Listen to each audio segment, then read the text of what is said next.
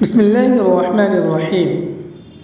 دین اسلام دین فطرت ہے، یہ اللہ کا بھیجا ہوا دین ہے۔ یہ ہر وقت ہماری رہنمائی کرتا ہے اور ہمیں سیدھی سچی راہ دکھاتا ہے۔ اسلام ہمیں سکھاتا ہے کہ اللہ ایک ہے، اس کا کوئی شریک و ساجی نہیں، اس کے ماں باپ نہیں، اس کی کوئی اولاد نہیں، وہ ہمیشہ سے ہے اور ہمیشہ رہے گا، وہ بے نیاز ہے، اور حضرت محمد مصطفیٰ صلی اللہ علیہ وسلم اللہ کے آخری نبی اور رسول ہیں۔ آپ کے بعد اب کوئی نبی نہیں آئے گا، آپ کی نبوت رہتی دنیا تک کے لیے ہے۔ اگر آپ کے بعد کوئی نبوت کا دعویٰ کرے گا تو وہ جھوٹا ہوگا۔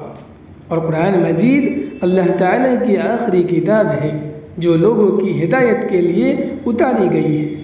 اب قیامت تک انسانوں کا دین اسلام ہے، اسی کو اپنانے میں دین و دنیا کی بھلائی ہے۔ یہی اللہ کا پسندیدہ دین ہے۔ اسلام کے علاوہ کوئی اور دین و مذہب اللہ کے یہاں مقبول نہیں۔ خود اللہ تعالیٰ نے ارشاد فرمایا، بے شک معتبر دین تو اللہ کے نزدیک اسلام ہی ہے۔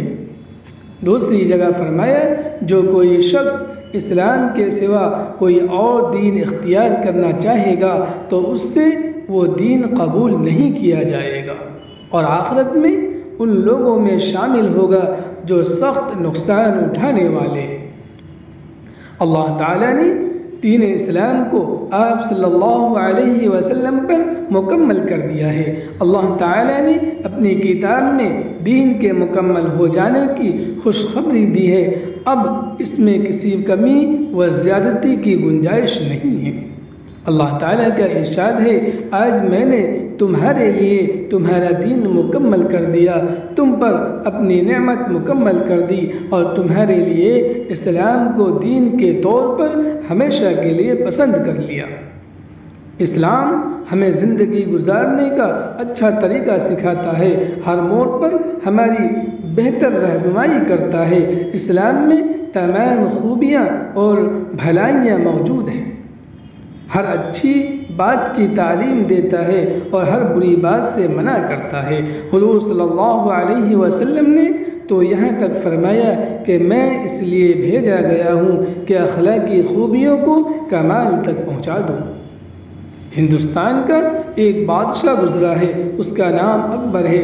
اس کے دماغ میں یہ غلط خیال سرایت کر گیا تھا کہ نعوذ باللہ حضور صلی اللہ علیہ وسلم کے دین کی کل مدت 1000 سال تھی جو پوری ہو گئی، اس لیے وہ دل کھول کر اسلامی احکام کو باطل کرنے میں مشغول ہو گیا تھا، اور اس کے لیے اس نے ایک خود ساختہ مذہب دین الہی کی بنیاد رکھی تھی جس میں ڈھیر ساری خرابیاں تھیں۔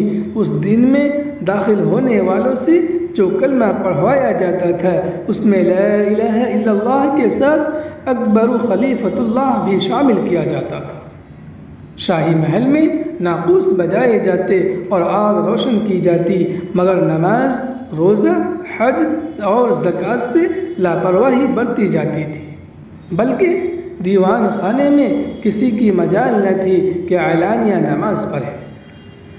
مقام نبوت کی توہین کی گئی اور معراج وغیرہ کا مذاق اڑایا گیا۔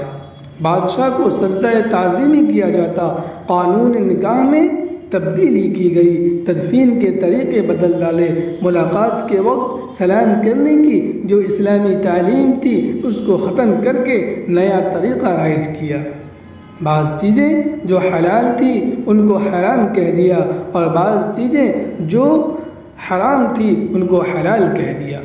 سور کو پاک سمجھا جانے لگا، علماء، مجتہدین اور اسلامی شعائر کا مذاق اڑایا جانے لگا، حتیٰ کہ سورج وغیرہ کی پرستش بھی کی جانے لگی۔ اکبر کی اس بددینی اور اسلام سے دوری میں اس وقت کے درباری علماء کی غلط صحبت اور خشامت کا بڑا دخل تھا۔ ان میں ملا مبارک کے 2 لڑکے ابو الفضل اور فیضی سر فہرست تھے۔ مشہور بزرگ شیخ احمد سرہندی مجدد الفسانی رحمۃ اللہ علیہ اسی زمانے کے تھے۔ انہوں نے بڑی حکمت کے ساتھ اس نئے مذہب دین الہی کا مقابلہ کیا اور اس بارے میں بڑے کارنامے انجام دیے۔